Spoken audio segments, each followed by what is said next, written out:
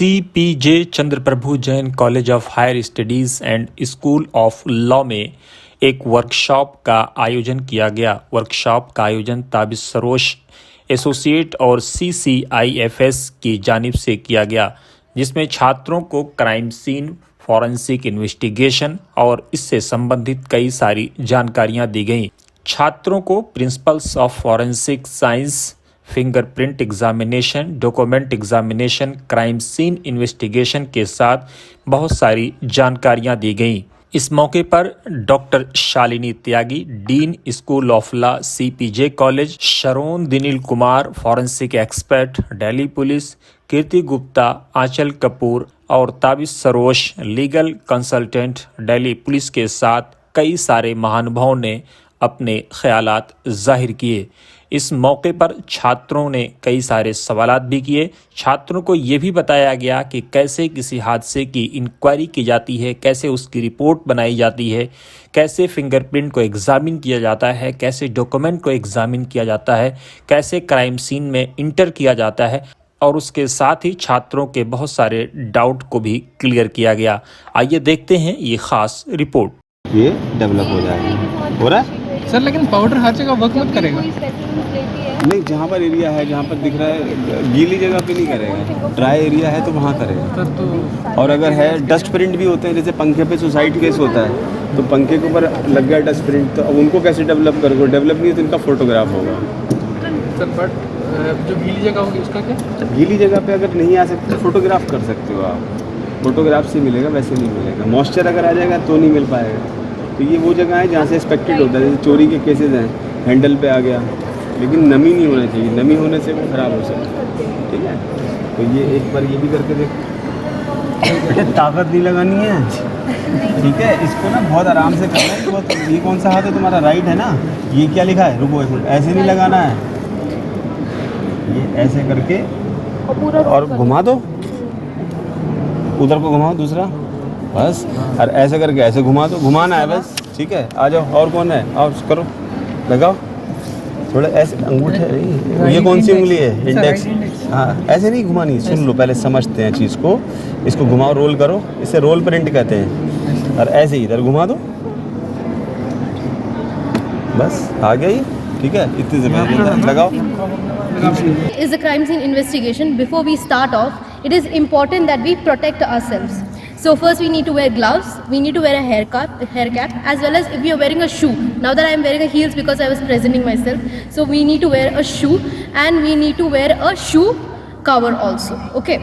So when we enter into the crime scene, it is important that it is being barricaded, it is being protected, completely protected, and it is completely preserved. And the second thing is that we will start actually going into the crime scene by using our most important method, that is like documentation. So the first important thing is that the cameraman enters and then he starts documenting the crime scene. So when we enter into the crime scene, we start searching for the most important exhibits that are seen in the crime scene. That is, first is the dead body. So you take the photography of the dead body and we note it down. That is note number 1. We note it down that on this at the crime scene it is noted that there is a dead body, and what is the most important part is that dead body's photography should be taken from a zoom length, then a narrow length, then towards a narrow angle which is like zoomed into the body. Okay, so there is, when we check the body, we can see that over here there is a certain mark. So that photography should be taken in a zoom length. So come close. Close. So that's how the photography is done. So that we'll understand that there is a certain wound that is seen on the body. And now we will start searching in the crime scene. Okay. Now when we start searching in the crime scene, we see a exhibit, that is a weapon or two. So we take the photography of this and zoom length ka photography. And now we have to start collecting this exhibit. So my assistant there, that is Chandan, he will be giving me the exhibit collection material. We use this paper bags to actually collect weapons. Okay, paper bags are used. Can you? No, मैं पूछ रही हूँ. It has gone out. तो exit है ना? Because when you're entering, it will be inward. Okay, and it exits out. It bursts out. Okay, and according to this, we can understand the range of motion. Okay, how, from which direction it has come, and how much is the exit wound will explain how much of the range of motion. And also, if the wound, actually the cartridge is inside, then it will say also the range of motion in which angle it has been hit. In this direction or that direction, which angle, and the range of motion shows that if it is from a long distance, depending, like in a mid distance, it will be inside. If it is in a more closer distance, it will be out. And then if it is in a longer distance, depends on the kata. Okay, desi kata or whatever it is. Okay, so now we shall exit. हमें ये देखना है कि crime scene में enter करना है. ये कोई गार्डन नहीं है, कोई भी कहीं से घूमे और घुस जाए और घूमना शुरू कर दे. हमें स्क्वायरल मेथड यूज करना है. इधर से सामने से चलना है, ऐसे घूमते हुए, ऐसे कॉर्नर से होकर हमें सारे एविडेंसेस ऑब्जर्व करने हैं. देन हम उसको फोटोग्राफ करेंगे जो एविडेंस है. फोटोग्राफ करने के बाद उनकी मार्किंग करेंगे. देन अगेन फोटोग्राफ करेंगे. पहले विदाउट मार्किंग, फिर मार्किंग के साथ फोटोग्राफ करेंगे. देन हम एविडेंसेस कलेक्ट करेंगे. This is the method. ये इसलिए किया जाता है कि क्राइम सीन को प्रिजर्व किया जा सके. किसी का क्वेश्चन? उसके बाद जो एविडेंसेस कलेक्ट होने जाते कहाँ हैं? ये जाएंगे फॉरेंसिक साइंस लेबोरेटरी, या इसको आईओ को हैंड ओवर किया जाएगा. आईओ इसको माल खाने में, थाने के अंदर प्रिजर्व करा सकता है. ठीक है, this is the procedure.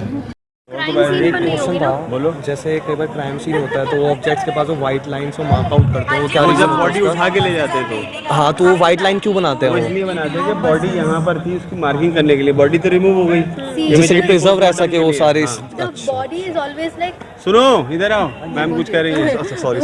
The body is always being checked by the postmortem department. They'll check the whole body. So they need to check is where, like we go into the crime scene. Sometimes the body is first still removed, and then we come into the crime scene. That time they show this is the area where the body was there, and then you can start measuring the type of exhibit that we have found from different distance. Just mark out करते to preserve the crime scene. preserve the crime. Okay, कल को पता नहीं चलेगा ना body कहाँ से उठ के गई थी. कैसे पता चलेगा? And कितना exhibit उसके पास था वो वाला चीज. क्या सीखा आपने यहाँ से? क्राइम सीन रियलिटी कैसे होता है, कैसे नहीं, एविडेंसेस कैसे मतलब करे जाते हैं, कलेक्ट किए जाते हैं, कैसे नहीं, सब उनके बारे में. अच्छा लगा? हाँ, बहुत अच्छा लगा. कि हमें अपना हेड गियर और शू गियर सब पहन के अंदर घुसना है. क्या इसकी कोई इम्पोर्टेंस बता सकता है क्यों ऐसा है? कहीं ऐसा ना हो जाए कि हम गए तो एविडेंस उठाने हैं और अपने एविडेंस छोड़कर आ रहे हैं, तो हम खुद ही सस्पेक्ट बन रहे हैं. ठीक है, तो इसलिए अपनी एविडेंसेस हम ना छोड़कर आ जाए, इसलिए खुद को पहले गियर पहनकर और पूरा प्रोटेक्टिव गियर के साथ अंदर एंटर करना जरूरी है. अब जब हम एंट्री पॉइंट से एंटर कर रहे थे तो मैम ने क्या बताया था कि हमें फोटोग्राफी करनी जरूरी है. हम फोटोग्राफी क्यों कर रहे हैं? To capture the evidence. अभी तो हमें पता ही नहीं एविडेंस अंदर मिलेंगे क्या. जिस पोजीशन में एविडेंस पड़े हुए थे, मतलब कोई बता सकता है हम एंट्री गेट से क्यों फोटोग्राफी करते हैं? ताकि हम रिक्रिएट कर सकें. Any other? ताकि ये बता सके कि अच्छा हमने मतलब मैनिपुलेशन नहीं किया है कोई. अच्छा मुझे एक बात बताओ, देखो हमारे को कॉल आई है कि CPJ कॉलेज में एक किसी बच्चे ने सुसाइड करा. ठीक है, अब हम जस्ट इमेजिन अब हम लोग आए CPJ कॉलेज में, हमने एंट्री गेट की फोटो नहीं लिए. अब हम कोर्ट में एविडेंसेस लगा देंगे सारे. कोर्ट सबसे पहले हमसे क्या पूछेगा? कहेगा हुआ कहाँ? ये तो बताओ कैसे पता लगेगा जब हमने कॉलेज के फोटोग्राफ लिए होंगे, कॉलेज की जो एंट्री पॉइंट है हम उसको फोटोग्राफ करेंगे कि हाँ हम यहाँ से एंटर हुए हैं और इस जगह पर हमारा जो क्राइम सीन है वो लोकेटेड है। क्राइम सीन देख करके आपने क्या सीखा यहाँ से? क्राइम सीन देख करके बहुत कुछ ऐसा पता चला कि अब हम लॉ कॉलेज में हैं तो बहुत सारी चीज़ें हमें सारी किताबों में नहीं होती, हमें ये फील्ड ही ऐसी है, सब कुछ प्रैक्टिकल है। तो प्रैक्टिकली हम रोड एक्सीडेंट का सीन बनाया गया है तो बहुत अनकॉमन चीज़ नहीं है, सड़क पे दिखे कभी तो क्या प्रिकॉशन लेने हैं कि पुलिस को दिक्कत ना आए, समाज को दिक्कत ना आए, उस वजह से हमें कितना प्रिकॉशन लेना है, किसको फ़ोन करना है, उस सब के बारे में जानने को मिला। जिस बारे में हमें नहीं पता था कि कैसे हम फोरेंसिक लैब में के एविडेंस को भेजते हैं और स्टेप बाय स्टेप बेसिक एक जो होता है फोरेंसिक का वो हमने आज सीखा। वर्कशॉप देख करके कैसा लगा?